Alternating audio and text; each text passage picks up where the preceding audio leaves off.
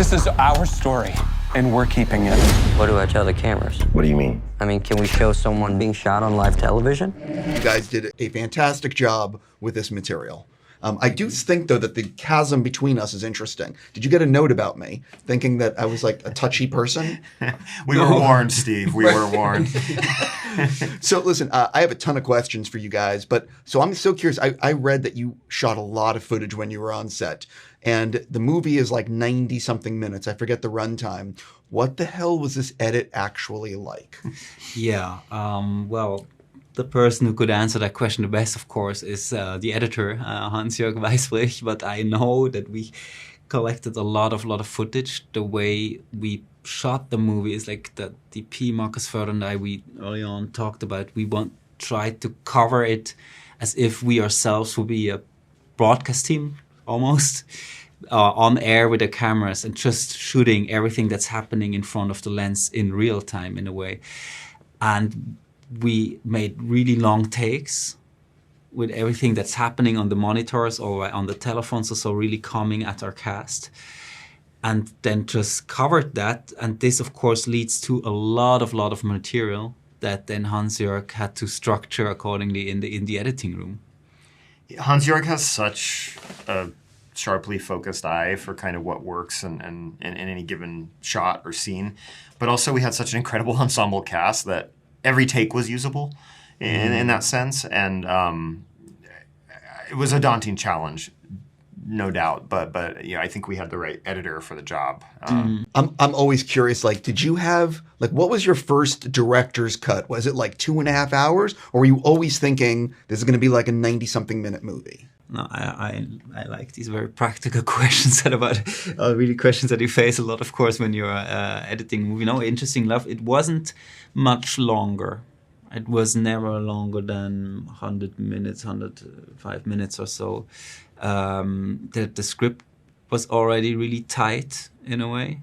So it's, but I think, actually, interesting enough, like, often in the editing, it was more about finding moments where of breathing, to breathe, or a break, or where an emotional beat could happen, rather than condensing it. I think we knew through our research and in talking to Jeffrey Mason, who John Magaro plays in the movie, we knew that they didn't have time to stop and think that day. And I think it was always, as Tim said, from the script level, meant to be a propulsive sort of story. And Tim is, a master at sort of visual storytelling, so you pack a lot into every single shot. And yeah, it was never, I mean, as a producer, I was like, wow, 100-minute director's cut. Let's do it. You must have been overjoyed. Always for real. With Tim. Because I've spoken to a lot of filmmakers, and sometimes I've heard about a 4-hour assembly cut or whatever it is, or like they have a 3-hour movie, they need to get it to 2, and they have no idea how they're going to do it. Yeah, no, we didn't.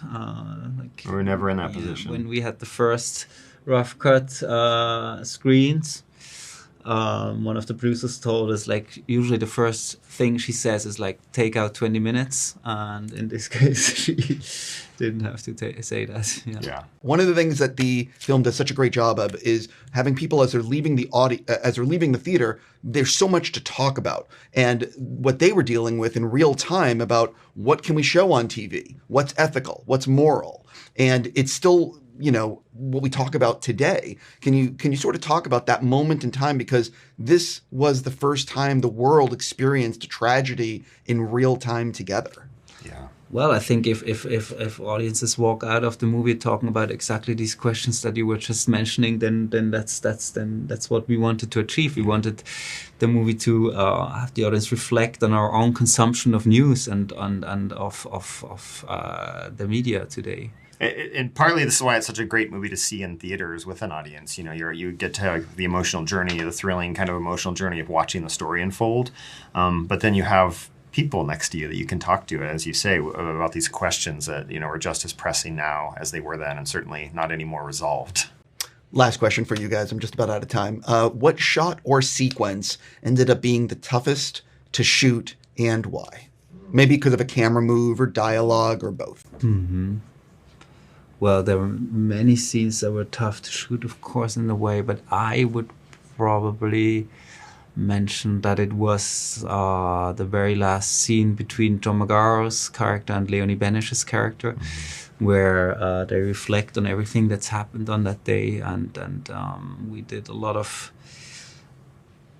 different approaches to that scene because it's such an important scene, and with Leonie Benesch's and John Magaro's very important input, we somehow found a really the right way to end this movie.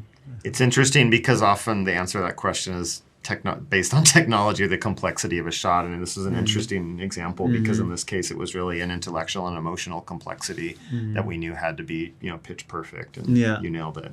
Yeah, the technology, like from a technological point of view, I have to say every scene, including this monitor wall, was like, because it was so because it was really important for us that this really happened on these screens, that we actually have images on these screens and not just green screens or so that the cast could react on real images. And to make that work, because also it was important, as we talked about this before, that these monitors were actually accurate. Yeah. To that was not easy to do that all of this works and was always complex. I have to stop. I'm just going to say congratulations. Thank you so much. Really great work.